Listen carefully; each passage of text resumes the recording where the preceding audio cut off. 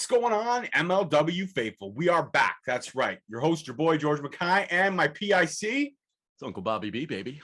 And we're here, breaking news for us, I guess you'd say. We might have beat Lewis Carlin. No, we breaking news. No, we didn't. He's already released like 18 podcasts. No, we beat you, Lewis. We are giving our reviews on the first episode of MLW Alpha. This will premiere every Wednesday, 7 p.m. on YouTube. So it'll be pretty cool for everyone out there to see. I'm not sure if it's going to be on Fight TV on the replay side of stuff. I'm not 100% on that, but I know it will be on YouTube. And we were able to sit down and watch the first episode tonight, give our thoughts, our reactions, and what we see going forward. It's going to be a quick one, maybe 20, 30 minutes maximum. But we just want to let you guys know our thoughts and our opinions as we are your MLW Rewind. Don't forget to follow the socials and subscribe to Straight Talk Wrestling on YouTube. So here we go. It kicks off right off the bat with a promo by the new MLW matchmaker, El Jefe, Cesar Duran. And he's basically just letting us know what's on the card for tonight and some pretty impressive matches right off the hop. We're going to get the Bunkhouse Brawl between the Von Erichs and Team Filthy, which is mixed up of, obviously, Lawler will be out there. He's not in the match, but he's going to be escorting them out there. Kevin Koo and the unofficial Von Erich. He's the most legitimate Von Erich of the whole clan. Oh, right. Kip Osborne. Osborne, yeah. He's the legitimate Von Erich that nobody talks about, apparently. Right. But he's there. He's the legitimate, illegitimate Von Erich. Right. That's a tongue twister. Legitimate, illegitimate. Yeah, he's the legit illegitimate. That's like what do they call it? It's like an oxymoron, like girly man, right? I suppose, yeah. Yeah, so yeah, he's smart. He's good though. I like Kip Osborne. Okay. He's definitely has a lot of upside, but I mean, he's illegitimate, whatever he is. He's apparently going around saying he's a Von Erich. And also on the card, we're going to have Casey Navarro, and we're going to have him facing up against my boy, one of my personal favorites in MLW, Gino Medina, former member of the Dynasty. I mean, we all know how much MLW Rewind loves the Dynasty. We're all about our boy Hammer. We're all about most marketable Richard Holiday, who surprisingly enough was not on the premiere episode of Alpha. And I know he's probably very upset about that because it wasn't, or he'll just sell it as it wasn't dynastic enough for him to be there. I believe Richard had some, he's a busy guy. He had some prior engagements, some other dates that he had to fulfill. Right. And I believe his coffee launched. And I heard the day it launched, Starbucks stock fell like 5%. Yeah, and I might also add the advertisement with the coffee bag just slamming on the tables, just brilliant. It is brilliant. We don't have it yet. We haven't purchased it. I haven't. Have you? I will be purchasing. Yeah, I will be. Okay, relax. He's not here. You don't have to pander so much. I'm not pandering. I'm being honest. I will purchase. We will both be. I'm a coffee connoisseur. Tell you what, when we do purchase the coffee, we'll do a live on Straight Talk, and we'll sit there and discuss our thoughts and feelings on the coffee. Does that work for you? Yeah, I mean, I don't drink decaf or tea, so yeah, no, there's no decaf tea anymore on this podcast. No, Lewis. We're straight coffee. Right, straight coffee. So now back to the rest of the card and our main event. Davey Richards making his, I guess you want to say, official singles debut in MLW. He was in Battle Riot, but that's different. This is actually just going to be a one-on-one match, and he's going up against a former rival, I guess you would, on the indies, if you will, TJP. And that's a great main event. That's a great way to introduce Davey Richards to the MLW faithful if you're not familiar with who he is or what his resume is about. Two fantastic veterans, both guys who are experts in submission, technical wrestling. Yeah, this match was really technical 101. But also guys who can, fly. Like Davey Richards can get up top and fly just like TJP can. So inaugural cruiserweight champion. I mean, we know what he can do. Right. So it's going to be an interesting mesh between their similarity in styles. So should we get into it? Let's get into it. Okay, so after the promo from Duran, we had that Bunkhouse Brawl. Team Filthy comes out, the Von Erichs come out. It's an all-out war. We're talking wheelbarrows, we're talking shovels, we're talking animal feed, we're talking hay bales, we're talking chicken wire, all kinds of stuff. Use boards. And the great thing was, and again, spoilers ahead. If you haven't watched it, spoilers ahead. The finish. So we had Kevin Koo laid out in the middle of the mat. We had Kip Osborne off to the side. So what do the Von Erichs do? 2 for 1. That's what they do. They lay a board, a ply board on top of 2 chairs. Actually, more looked like a door frame, if I could say so myself. Yeah. And so Koo's on the bottom, door frame in the middle, Kip Osborne on top. Then we get Marshall Von Erich, the bigger of the two, the taller of the two, the heavier of the two. Von Erichs goes to the top rope. Nice little moonsault. You know, second rope moonsault. It was decent. I mean, Von Erichs are not really known to be flyers. Ross more than Marshall anyways. And he crashes Kip right through the board, right on Ku. Ku definitely having a couple of seizure moments because his body was just an insurmountable amount of pain. And the 1, the 2, the 3. It's over. Von Erichs win. Team Filthy put to sleep for now. This rivalry is far from over until the Von Erichs. I only see this ending when the Von Erichs get Tom Lawler in a 2-on-1. That's when I see this ending. Yeah, and it was nice to see a bunkhouse match. Bunkhouse match where it's a bit of a throwback, something you would have seen the Von Definitely Erichs in the doing 80s, back in the day, yeah, especially in the absolutely. South and stuff like that, or Georgia, that kind of thing. So really nice throwback. One of the things I love about MLW is they have a nice mix of kind of new and old, and they're modern, but they also show appreciation to the past. They pay homage a lot to of the homage. people that paved the way for what we love today about professional wrestling. And this is a great time to be a professional wrestling fan, a podcaster, because all of our dreams, if you will, coming true. Actually, in fact, as we're sitting down recording, we are 15 minutes out from Dynamite, where we're going to see the dream match of Bryan Danielson versus Kenny Omega. You can't beat that. But we're not going to talk AEW because this is an MLW podcast. Correct. So now, after that great match, we go to another promo by Cesar Duran, where he's backstage admiring a portrait of himself. What, you don't do that? I don't admire portraits of myself, but Cesar Duran fully has the right. El Jefe can do whatever the hell El Jefe you don't wants. have a portrait of yourself? I don't have a portrait of myself. Yeah, me neither. So he does have a portrait of himself. I thought everyone had a portrait of himself. No, nobody has. Not. It's not like a thing. I have wrestling memorabilia around me, but it's not a thing. Anyways, Cesar Duran, admiring a portrait of himself, and then we also get some backstage news from our favorite correspondent, Alicia Altout, the interview queen. The queen, always looking so fine. Letting us know that there's been a backstage altercation. Listen, she always looks good. She's always on point, not a hair out of place. Okay. She's a great lady. She does look a little frazzled whenever Richard Holiday shows up, though.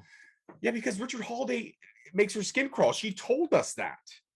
It's there. Go back and watch it. I know. I was there. I get it. Yeah, you were there, and you were pretty much. Listen, at the end of the day, not everyone's going to like everyone, but they are going to be able to work together. And that's one thing Alicia and Richard do. They work well together when they have to. When they're being paid to do it, they do it. Both of them are consummate professionals. I will give them that. Consummate professionals. I mean, last time they got together, Hammer Dick was born. What can you say? Well, what can you say is that Alicia looked like she was getting so much information coming in her earpiece, she didn't know what was going on. She pretty much had to stop herself a few times talking because there was a backstage altercation. So even though the Von Erichs won the match, it didn't end there. Backstage, Team Filthy, Von Erichs going at it. And then we heard that, we'll let you know later on, but we heard that Tom Lawler was being escorted to Duran's office. He was going to see El Jefe because he had enough of something. So we'll get to that later on. But now, should we get to the other breaking news? There was a lot of breaking news. There was a lot of breaking news. So Thursday, October 7th, Fightland. It's already been all over the place. You already know it, but they let us know again. We're finally going to get to see 2 years in the making. That's right. Hammerstone versus Fatu happens Thursday, October 7th at Fightland. And it is going to be 2 titles on the line, 1 champion. I mean, it could be 2 titles on the line. We don't know. We'll get to that later. Spoilers. Spoilers ahead, people. A lot of spoilers ahead. But I think it was July 6th, 2019, that Jacob Fatu won the MLW World Heavyweight title. It was. And he's been unstoppable ever since. He's been an absolute beast. Nobody's been able to put him down for the 3 count. But I think that if anyone's got the chance, it's Hammer.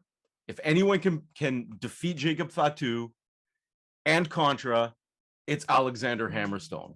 So this is Hammer's time. Well, in the modern era of wrestling as it is nowadays, where titles change hands so frequently, to have a 27th month reign as champion going into the 28th month when they finally tangle, he'll be in his 28th month in October. Actually, that will be 28 months officially the day before he tangles with Hammer on the 7th. And that just makes title changes when they do happen so much more special and impactful, because 100%. This is a title that's been essentially held hostage by Jacob Fatu and Joseph Samael and not held Contra. hostage, but really, let's be honest, Fatu was a fighting champion. Every time somebody was put in front of him, yeah, sometimes he won a little bit underhanded because that's the Contra way.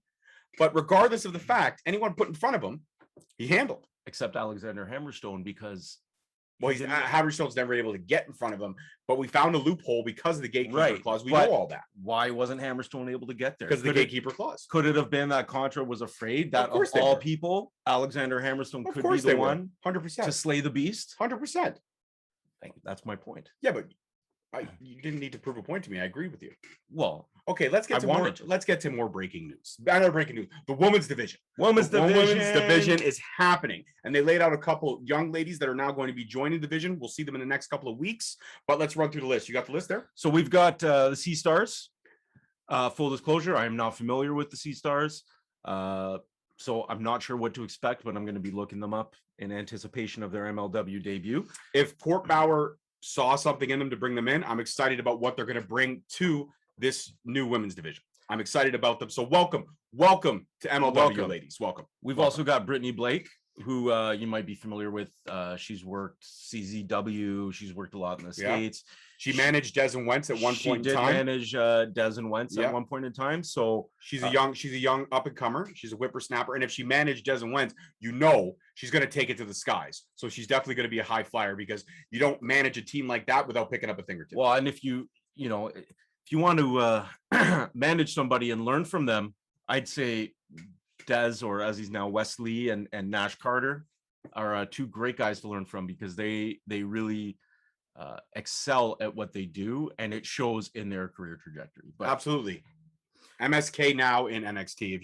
Here's one that I am familiar with. Of course, I think if you're not familiar with Holodead, you've not really been following female independent wrestling, because Holodead has been all over, from NWA to AEW to GSW. Yep. Holodead's just been all over. She's also a regular at Mission Pro, which is the Thunder Rosa run promotion with her husband Brian Cerveza. Absolutely. Holodead's probably one of the most well-known, I think, 100% unsigned female independent wrestlers 100%, right now. So absolutely. That's a great pickup. We've got Zoe Sky. Another one I'm not. Another young up. I actually am a little familiar with her. I've interviewed some people that she's been in the ring with. Okay. And I've actually watched clips of matches with her. So she's got it up. She got a great upside. She's one of those. What I want to say, she's old school but new school. So she pays homage by taking it to the ground. She got a great ground game, but don't fool with her. You get caught in her crosshair, she's going to knock you flat on your ass. So I'm excited to see what these young women bring to the table, because we've been saying that the one thing that MLW is missing to be in the running with all these other great companies is a standout women's division. And now Court Bauer has opened the floodgates, and I'm excited. One other thing I am waiting for, now that there is 2 shows, we've got Alpha, we've got Fusion, we know that. What I am waiting for is Dragon Gate. When are we going to get to see some of the Dragon Gate that they talked about right before the season ended? I think with COVID right now, the way things are in Japan and in the States, it maybe we're just being cautious in terms of moving talent around. 100%. I know the Japanese talent can come here, but it's not the other way around. So, well, that's not true, because Chase Owens works for New Japan Pro. He goes back and forth quite regularly. Yeah, but I believe there's a reason why all these New Japan wrestlers have been coming to the States recently, rather than you could mention another promotion on the show. No, for AEW. Okay. I prefer to stick with MLW when we're doing the right. rewind. But we're talking about the international stars and then them coming over. But I mean, so I think there's a little bit of just being cautious. Right. But we've also got coming through. We've got Willow Nightingale, which I know you're familiar with. I am familiar with. She's great. She's got a lot of upside. Again, she's strong as hell. And the one thing about her is that every time I see her wrestle, she looks like she's just having all kinds of fun. When you're beating somebody's face in and getting paid for it, it's fun. It's fun. And don't sleep on her ground game, but don't sleep on her high flying ability. She actually is probably one of my, next to Holodead, one of the competitors I want to keep my eye on, because Holodead is very well rounded, and so is Nightingale. So all I'm going to say is I'm excited for what these ladies are going to bring to the table. And the fact that amongst all of these, we have the Sea Stars, who's kind of like a 2-for-1 package. So that's going to come into play when they're tangling in this division. I can almost see those 2 young ladies holding the title, the women's title together. Well, and I could see with MLW having a solid core group of, okay, these are our contracted female wrestlers, but we can also continue to bring in other wrestlers that are not exclusively under contract with us to work with our contracted talent. So it's not like we couldn't see a Masha Slamovich or any other number of fantastic women wrestlers in MLW. They just might not be exclusive, but these are the signed contracts, signed wrestlers for the women's featherweight division. And last but not least, we've got Nicole Savoy. And I mean, if you're not familiar with her, I don't know where you've been living, but again, she is much like Holiday, very well rounded in the indies, but also had some appearances in some of the upper echelons as well. So keep an eye out for these young ladies and the door that they're going to kick in and the noise that they're going to make, because it's going to be exciting. And this is just like the initial 6 that were announced. Yeah, there's going to be a few more announced. There's no doubt going to be more. But how exciting is it for Alicia now to actually have some women in the locker room? Now she can kind of broaden. She can interview more, because the last time the only other women that they had in the locker room was Aria Blake, who was more of a manager, and also Alicia's frenemy, Selena De La Renta. I was going to say, I don't know if you noticed, Alicia doesn't get along that well with other women in MLW. Well, I don't know. I'm not gonna speculate on that, but you may be right. Yeah, but let's be honest. Actually, her and Aria Blake got along fine. It was Selena. It was Selena De La Renta, and how disrespectful she could be in a lot of ways. Alicia has a big personality. Selena has a big personality. When two people with big personalities meet like that, sometimes it can be destructive. Destructive for Selena because she's not on TV anymore, but Alicia is. That's all I'm going to say about that. Okay, yeah, that's right. I'm throwing shade. Okay, don't insult my friend Alicia. Okay, all right. She's my pal. She's my friend too, but like, I'm just telling her like it is. She's my friend longer. So anyways, back to the second match on the card. We had Casey Navarro, stay blessed, next one to be blessed, if you will, versus Gino Medina. Now this one for me, not a shocker. Again, spoiler ahead, Gino Medina for the win. Casey Navarro, young talent, only 22. Again, Gino Medina is not a middle, like a veteran by any standpoint. Gino Medina looks 50. They both look 15. Like combined, these guys look like they've got 30 years in the ring together, like 30 years of age total together. Right. And it showed, because the speed was very apparent early on. There was a lot of high flying, a lot of suicide dives, a lot of Gino being Gino. Nice. When he could, getting a little underhanded move. Casey trying to play fair, but let's be honest, when you're in the ring with Gino Medina, playing fair is not going to get you that win, my friend. I actually loved when they did the little placard before with Gino Medina, how it said, uses finesse and dirty tactics. I just thought that was perfect. Like what a description, finesse and dirty tactics, but it's accurate. And like you said, it was a great match, really crisp timing, a lot of nice sequences. A couple of sequences that were just, probably nerves on the part of, the younger of the two, being Casey Navarro, but a lot of upside. Started really strong. It had that, a little bit of a lull, and then it finished strong. So, and he took a great bump from Gino at the end. That what do we try to say? That it was a reverse. It was like a burning hammer driver. I think is what I came up with. Impressive. And then also, I mean, Gino being Gino, adding injury to insult by pinning Navarro with the forearm across insult the face. To injury. That's what I said. You said injury to insult. Well, whatever. Insult to injury. Putting the forearm very disrespectfully across Navarro's face, just making a point to say we shouldn't even be in the same ring. That's just Gino. That's what Gino does best. But Gino for the win, another win, putting him most likely in the running for any kind of title he can get his hands on at this point. But you know what I did see out of this? The fact that there was that little sequence where they did that fluidity and they both jumped up at the same time. Mm-hmm. I can almost see that these two could really, if Gino was a face, which he's not, he's a heel, but if he was a face, these two would actually be a really good tag team. Yeah, and absolutely, because they're two exciting young competitors with tons of upside. Mm-hmm. Like we've got these guys' whole careers to essentially watch unfold before us. So it's going to be interesting to see where they go. Gino's a second generation luchador. You can see it in the way he wrestles. Navarro's only been in the business himself for 8 years. He's been in 2016 is when he made his debut. So he's only been in the business for 8 years. Only. Yeah. At age 22. At age 22, which tells you that there's a lot of upside for this young man. I just need to see a little bit more. So I'm excited. I was impressed with this first matchup. I was impressed for the first time seeing Navarro in a one-on-one style. And now we just got to see where he goes from here. And if anyone's going to groom this young man, Court Bauer and MLW is the right place for this young man to be. So to Casey Navarro, stay blessed. Get it. All right, and then we go to our another great promo. Again, Cesar Duran was all over this episode because again, he is the official head matchmaker now for MLW. So he's in his office, which is a lot of interesting things about his office. A lot of newspaper clippings on one wall, a random punching bag by the door, which I get, and then right behind him, I don't know if you saw that, the little ring construction. Mhm. The layout of the ring almost looked like possibly there could be a spoiler ahead of maybe revamping or redesigning the ring for MLW. Me being from a film background, you always want to look around at the aesthetics. And I love the fact that the sets, a lot of work was put into these sets. And I love the fact that now we're there and we're able to, be around crowds because that ups the ante. And it helps tell stories so much better when you're actually in, a crowded arena and you can have these sets and stuff. So Durant's office looked fantastic. The portrait of himself hanging. And this is now Tom Lawler, like we mentioned earlier. Tom Lawler comes in. He's unhappy. He's saying, I won the Opera Cup. Where's my title shot? Hammer's getting the title shot. Where's my title shot? So Durant said, you know what? You're right.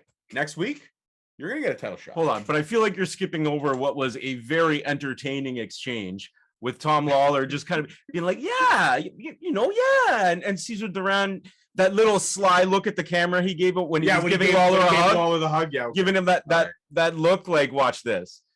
And just trying to speedball. Yeah, so that was fantastic. And of course, it ends with, you want a title shot? You got a title shot. You're facing Alexander Hammerstone next week. Have a nice day. Next week. So for the openweight title, we'll be on the line against Hammerstone. I don't know how against Lawler. And it'll be with Hammerstone's openweight title, and we'll just have to see how that works. I don't know what Lawler's going to do or how he's going to bring this. I'm assuming there's going to be some members of Team Filthy that'll probably get involved, but this match has kind of implications because if Hammerstone does lose the openweight title, then he'll just be facing for the world title. There won't be two titles on the line. Whereas now it's a title on title match. Right now, currently it's a title versus title match, but obviously, with next week's main event, things could change. Things could absolutely change. And now we go on to this week's main event. Bringing us to the main event. And of course, it was the American Werewolf, Davey Richards, against TJP. Cesar Duran, call him DAP. So don't do. You're not Cesar Duran. You can't pull it off like I know. But also, we did skip ahead on one part. Both of these gentlemen cut some great promos on one another. And the best line from TJP's promo, the one that made me laugh, was where he's like, he's got a social media following. I got a social media following. They like him. They don't like me because I'm an ordinary person. They don't like me because I have my beliefs. They don't like me because, and he's obviously talking about, he's got his beliefs about the anti-vaxxers. He's got his beliefs about, the U.S. government, Biden, all that stuff. And that's fine. That's his political beliefs. And that's his platform to showcase it. There's nothing wrong with that. Sure. Do you, bro? Do you? That's at the end of the day, do you? But he's right. Sometimes on social media, there is a negative backlash for his political beliefs, and it is what it is. I have no backlash. I actually know TJP, not on a personal level, but he's been on my show before. He's a great guy. I consider him a good friend, and he's one of my favorite cruiserweights of all time. So my hat was already firmly in his corner. I was supporting TJP from the jump. Don't get me wrong. I love Davey Richards. And Davey Richards also had a great promo on TJP, saying that there's both passion, there's both drive. They know each other because they faced each other over the years so many times. The fact is, he is the lone wolf. Let the hunt begin. And that was great. I actually like that line where he kind of staring at the camera, super intense. He's like, let the hunt begin. It was cool. It was good. Fit in well with his character. And I also like the fact that his trunks have the red, white, and blue wolf claws. Yeah. Because, I'm the lone wolf. He's still pro-America, baby. American. Still American. I thought it was a really entertaining match, like we expected. There was a lot of holds, a lot of submissions. Technical, extremely technical. If I'm running a wrestling school, this would be a great match to show on day one of class.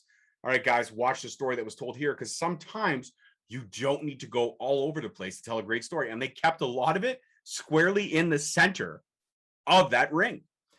And there's a lot to be said for the spaces that you leave. It's like when you speak, your pauses can mean just as much as your words. And it was nice to see the pacing that these guys set, and it really drew you into the match.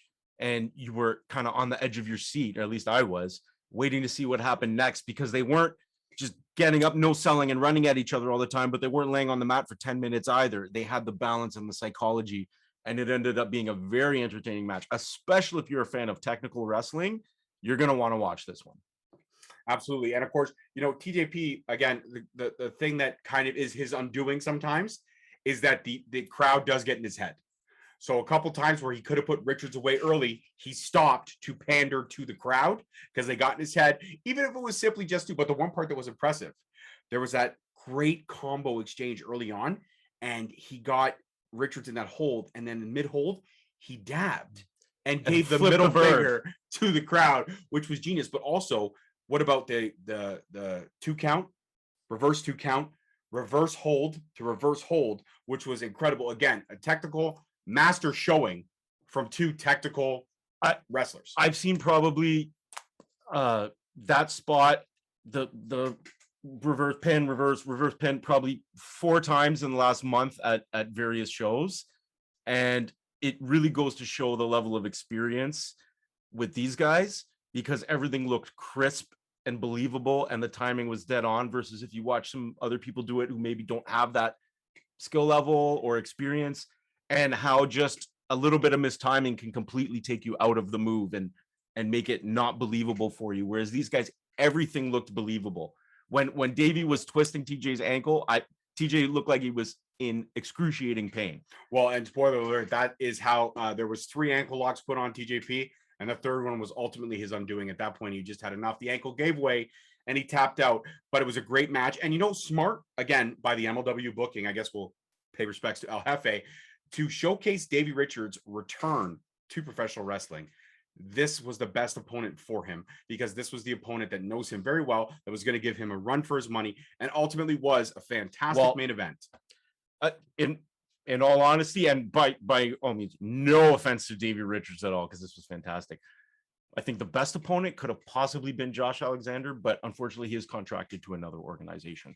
But we will get to see that match with another company. Yes. And for the record, Davey Richards wrestled Josh Alexander about a month ago at another company. But that match was magnificent. 20 minutes of just fantastic striking and technical wrestling. And it ended in a no decision. So we're going to get to see an even longer. We're going to get to see actually an Iron Man match in the very future. And who better to wrestle the Iron Man match than the Canadian Iron Man, Josh Alexander. So again, Davey Richards, welcome back to wrestling. Welcome back. Welcome to MLW. And again, a great showcasing. And I got to say, El Jefe, for his first, real official day of matchmaking, booking, was fantastic. And again, that sly hug on Lawler, almost looking at the camera saying, yes, I will sanitize after hugging him. It was what I describe as a shit-eating grin, but he wasn't actually grinning. Well, Lawler was grinning right up until he announced that he was going to be facing Hammerstone next week. Then the grin left. And then he was promptly ushered from the office. Ushered mid-sentence, door closed. Okay, you got your title shot. Like, fuck off, leave me alone. So again, MLW Alpha, episode 1, fantastic.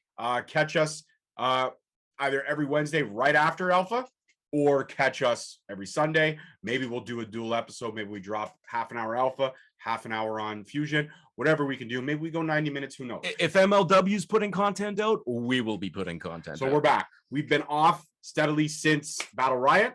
We're back. And the Straight Talk family's in full force.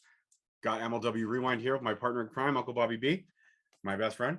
And Straight Talk Wrestling also returns. So don't forget to catch us each and every Thursday. Got some great new interviews lined up, already in the can, and I can't wait to share them with the world. So as always, I'm your host, your boy, George McKay. Don't forget to follow the MLW journey on Straight Talk Wrestling on Instagram, Straight Talk Wrestling on Facebook, @_Straight Talk on Twitter. And of course, subscribe to Straight Talk Wrestling on YouTube. Also, we will be available on the Alliance Pro Wrestling Network, but a couple of days after, because we got to keep our content fresh. We'll give Lewis the leftovers. We got to keep our content fresh. And Rob, you want to shout out your socials so they can find your journey? Oh, I'm real easy to find. You just look for the real Uncle Bobby B on Instagram. A lot of fake ones. There's a lot. I have to differentiate myself. Too many fake Uncle Bobby B's. I don't know where they come from, where they get off stealing my gimmick. It's terrible. Gimmick infringement. And we also want to shout out the League of Extraordinary Podcasters, which we are affiliated with. That's awesome. That's Dirty Heels. That's Jofo in the Ring. That's Circle of Debate. That's a Titantron. That's Class in Session. That's Championship on the Line. There's so many. There's Universal Wrestling Podcast. There's so many great podcasts on there. So check all those guys out. Give them a share and a follow. And there's also the Rewind podcast. And there may be something I'm forgetting, so I apologize in advance. Top Rope Wrestling Talk. So I think I got them all. So many. There's a ridiculous amount. But it's a great league to be affiliated with. We are honored to be affiliated with that. And as always, we are your official MLW podcast. We know there's other ones out there that talk about it here and there, give 5 minutes, 10 minutes. But when Rewind is on, we rewind MLW for the whole damn show. We know there's some other MLW podcasts out there. No disrespect, but bring it. We are setting the standard. Challenge us, okay?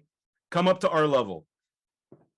That was very passionate. Yeah, I'm not messing around here. Not messing around. It's the coffee. This is the Rewind. It's the coffee. All It's- right. It's Richard Holiday's coffee. We're dynastic over here. We are. We're 100% dynastic all the time. And even though we shouted out a lot of good things about Gino, we're still very much faithful to the dynasty. Still We'll never- disappointed in you, Gino, for what you did to Richard Holiday. It was dastardly and unwarranted. Karma will happen. Karma will happen. He's going to lose all his hair by the time he's like 28. Watch. All that luscious hair, it's gone.